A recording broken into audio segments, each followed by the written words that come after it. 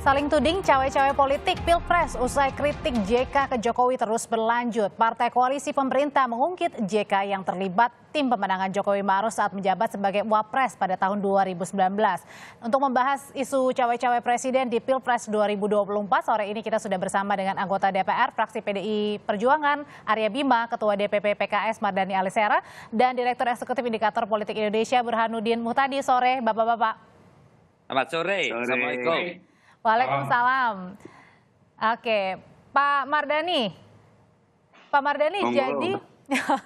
jadi kalau menurut Anda nih Pak Mardhani, kritiknya Pak JK untuk Pak Jokowi ini tentang cawe-cawe Pilpres, ini kritikan atau masukan?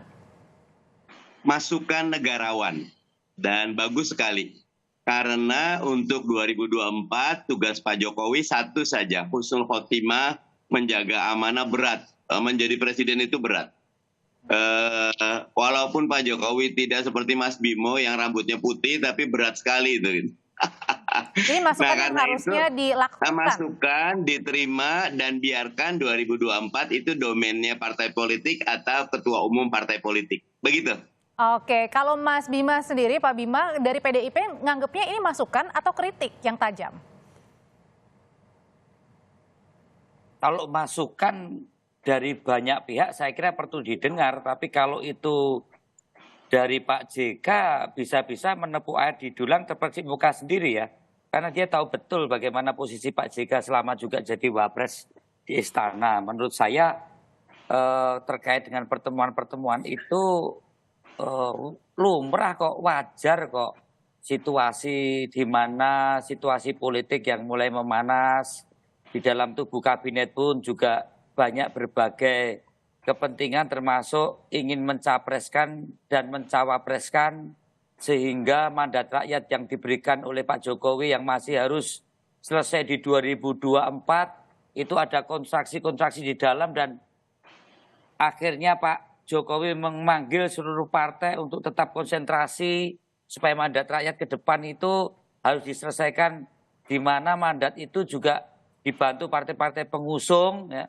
Itu hal yang wajar-wajar saja. Artinya bertemu untuk mendamaikan memang, begitu?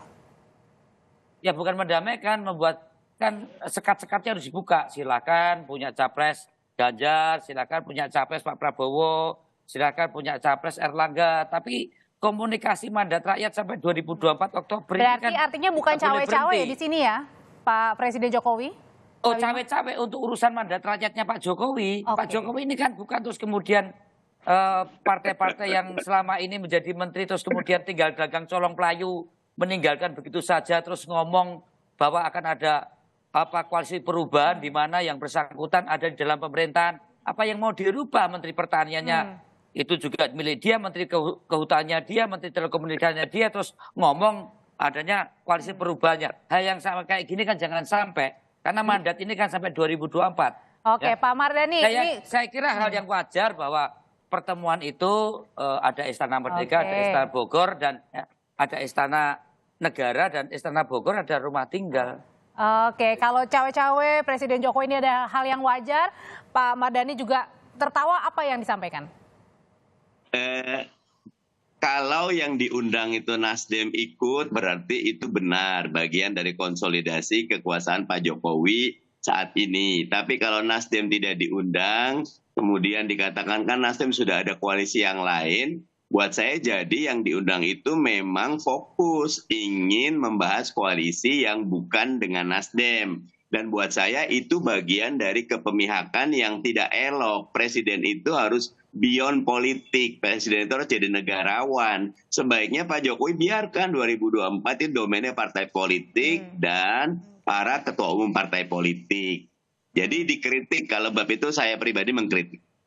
Oke, jadi kurang elok tuh Pak Bima kalau kata PKS Pak Mardhani. Kurang eloknya di mana kalau dia harus merapatkan barisannya di mungkin lokasinya di istana waktu itu tanpa Nasdem juga? Ya gimana, masa mau ke Solo rumahnya Pak Jokowi kan juga lucu. Karena istana itu tingkat tempat tinggal presiden. Sama dulu waktu saya ditanya wartawan zaman saya di oposisi. Pantaskah Istana Negara untuk mantu SBY? Waktu itu AHY yang mantu di istana. Ya memang tempat tinggalnya SBY kok. Memang presiden nggak punya tugas mantu. Tapi SBY itu punya anak AHY yang mau mantu. Bisa kok istana dipakai mantu, kan gitu. Saya nggak kritik waktu itu. Istana Beda, kan Mas. nggak ada tugas SBY itu mantu. Tapi kan SBY itu kan sebagai bapak yang punya anak. Oke. Jadi nggak bisa. Kalau itu manusiawi, tapi kalau untuk konsolidasi politik menentukan siapa yang bisa maju 2024, siapa yang tidak, dengan mengekskludkan Nasdem pilihannya agak jelas dan itu tidak elok. Oh gini Pak Mardhani, yang teman-teman itu risih, betul sebaiknya Nasdem dipanggil, betul.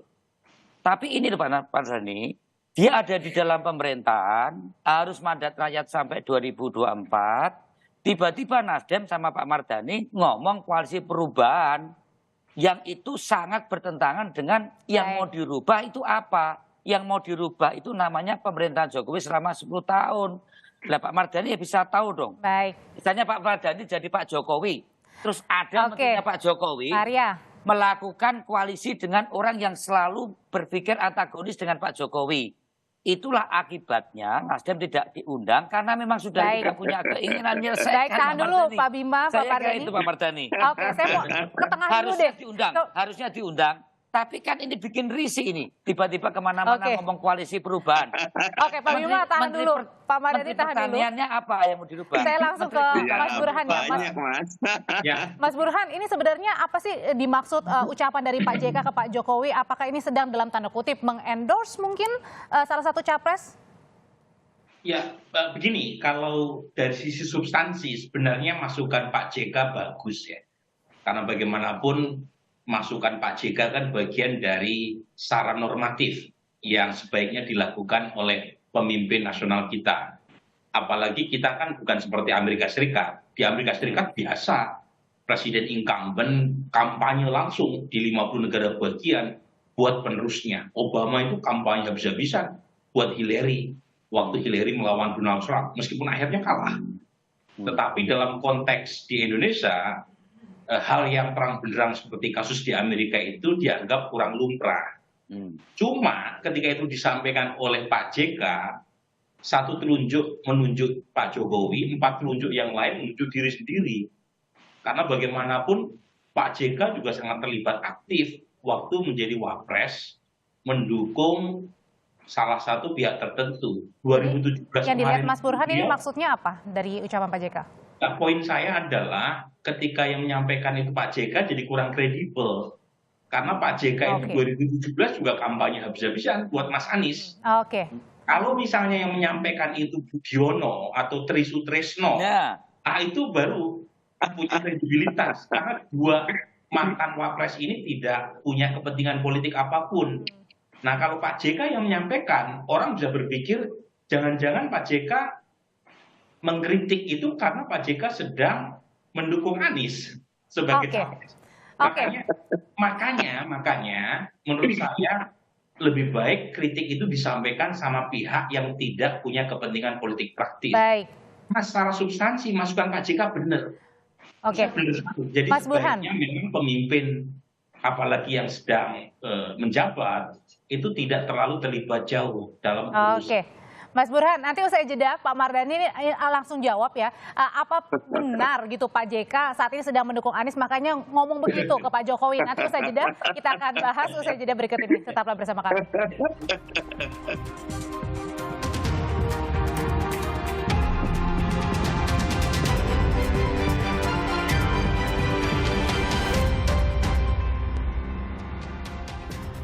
Mas Burhan, kalau tadi Mas Burhan bilang jangan-jangan Pak JK ini sedang mengendorse Pak Anies nih dari ucapan yang kemarin ini.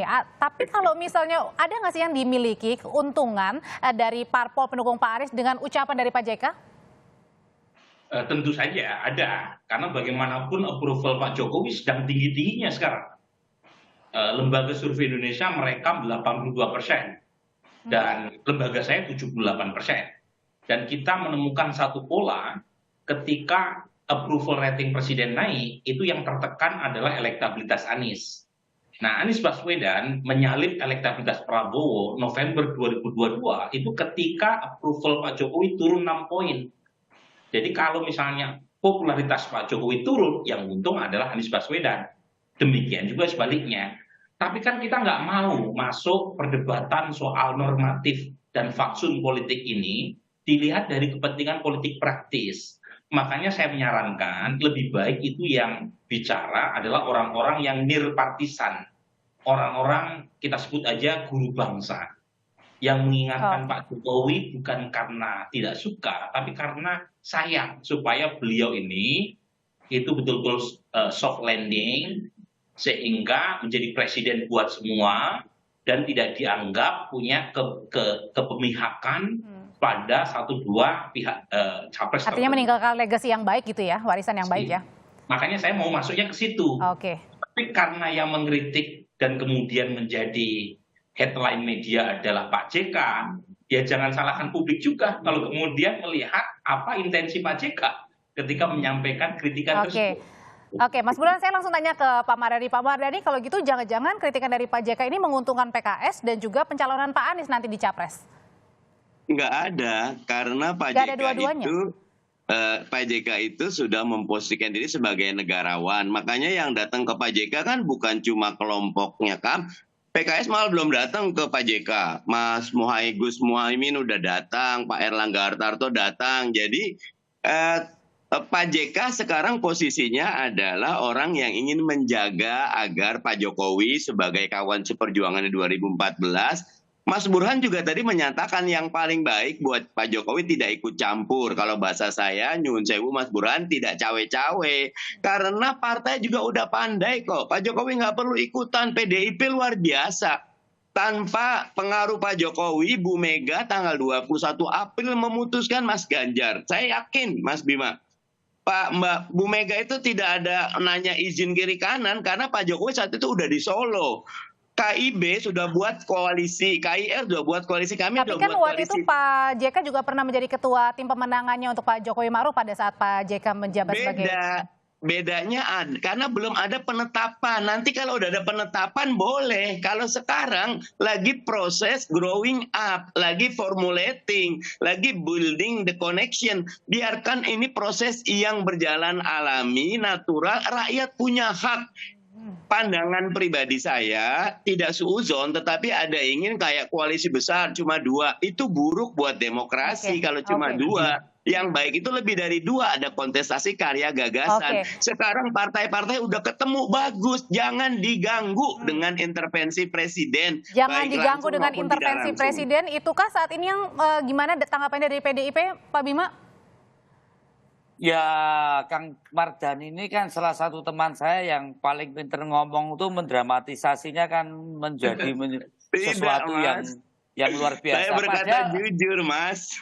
Padahal itu kan sederhana bahwa betul tadi Kang Mardhani banyak partai-partai yang mencalonkan capres dan kebetulan ada di lingkaran kekuasaan Pak Jokowi.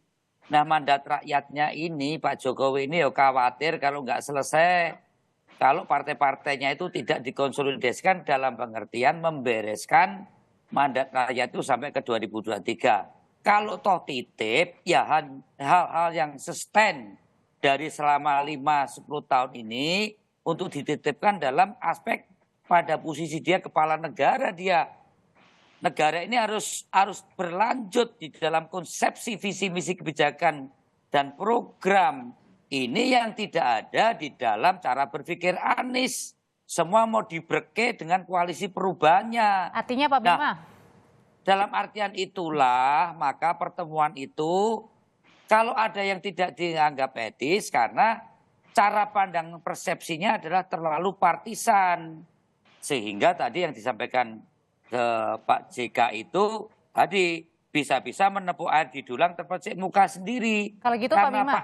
Karena Pak JK ini adalah tim sukses Anies sejak dari gubernur, apalagi sampai sekarang mau jadi presiden.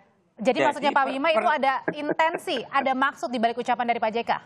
Oh iya, walaupun tidak secara langsung dengan Kang Mardhani sebagai pengusung Pak Anies, tapi kapanpun dimanapun sejak dulu Pak JK ini adalah keinginan mendukung Anies sejak dari gubernur. Betul begitu Pak Mardhani? Presiden. Iya.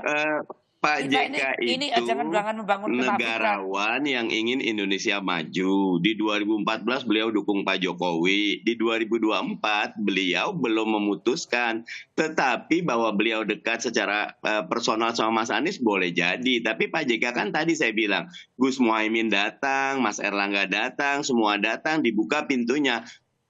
Poin pentingnya sangat baik bagi presiden tidak partisan. Kalau yang kemarin Nasdemnya diundang, bahkan Mas Nyun Sewu undang aja Anies Baswedan, Mas Anies, sampean bisa nggak lanjutkan? Boleh jadi Mas Anies akan siap melanjutkan gitu loh. Nah, jadi biarkan presiden tuh tidak justru memperuncing, mempertajam suasana. Beliau berdiri di atas semuanya karena beliau adalah kepala negara. Betul, saya setuju itu. Saya setuju Mas Mardhani. Sejauh memang yang dibicarakan adalah mengenai kontestasi Pilpres. Ini kan konsolidasi pemerintahan yang harus selesai sampai 2024. Inilah yang tentunya Pak Jokowi juga harus mengamankan beberapa hal yang kira-kira derawasi atau khawatir kalau konstruksi Pilpres itu mengganggu pemerintahnya. Saya langsung ke Mas Burhan lagi. Mas Burhan, sebenarnya wajar nggak sih apa yang dilakukan Presiden Jokowi saat ini? Sebelum-sebelumnya pernah juga nggak? Sebelumnya pernah juga.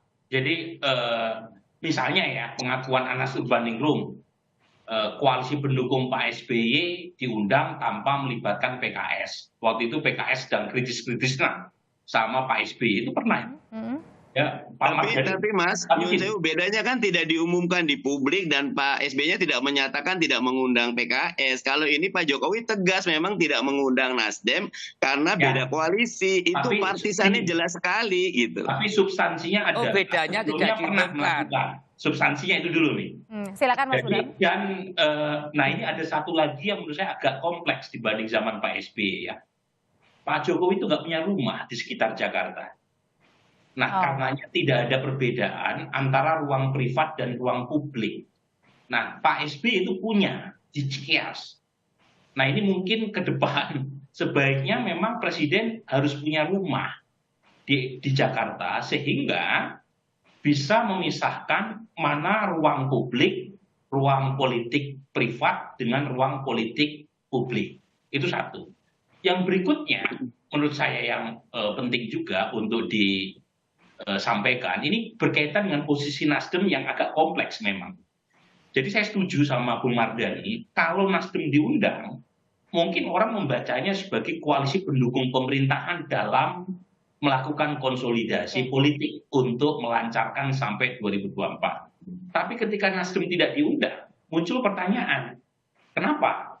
Tetapi pertanyaan itu juga tidak bisa dipisahkan dari posisi menggantung Nasdem. Jadi menurut saya sekarang terjadi semacam deadlock antara Nasdem dan Presiden Jokowi. Nasdem tetap berada di dalam kekuasaan, tidak mengundurkan diri atau tidak menarik 3 menterinya. Sementara Presiden Jokowi juga tidak mereshuffle. Nah, jadi masih gantung gitu ya Mas ya? Menunggu. Seharusnya dijelaskan saja posisinya. Apa yang tepat sehingga jenis kelamin hubungannya itu lebih clear. Baik. Sekarang gitu loh. Sehingga tidak muncul perdebatan yang tidak perlu semacam ini gitu. Pak Bima, kalau gitu dalam waktu dekat atau nanti selama kurang lebih 1 tahun akan cawe-cawe Pak Presiden Jokowi ini akan tetap dilakukankah setelah ada kritikan atau masukan? Selama itu beliau sebagai presiden yang 2 kali periode dan titip hal yang terkait dengan substansi membangun negara ke depan terkait dengan visi, misi, program calon presiden, itu sah-sah saja. Kalau tentang calon-calonnya kan tidak hanya satu di dalam lingkaran kekuasaan saat ini. Saya kira hal yang masih wajar bahwa seorang presiden menginginkan bagaimana ada keberlanjutan program. Sudah ditangkap, Pak Bima? Tapi tidak memberikan dukungan pada salah satu, salah dua pada orang yang harus jadi presiden. Saya kira itu. Pak Mardhani. Bedakan antara posisi Pak Jokowi sebagai pribadi. Bebas, Pak Jokowi boleh dukung Mas Ganjar, boleh dukung Prabowo, boleh dukung siapapun. Tapi sebagai kepala negara, sebagai presiden, apalagi pertemuannya di istana, Mas Burhan sebetulnya gampang. Kumpul aja di restoran mana gitu kan biasa kok Pak Jokowi juga gitu loh. Ini mungkin lupa, makanya perlu diingatkan. Ya, lokasinya buat saya Antara Pak Jokowi sebagai personal bebas, tapi Pak Oke. Jokowi sebagai presiden dan kepala negara beliau harus beyond politik. Baik, sudah ditangkap. Terima kasih Pak Mardhani Alisera, terima kasih Pak Arya Bima, dan terima kasih Mas Burhanuddin Muhtadi. Kita ketemu lagi di lain kesempatan. Saya selalu.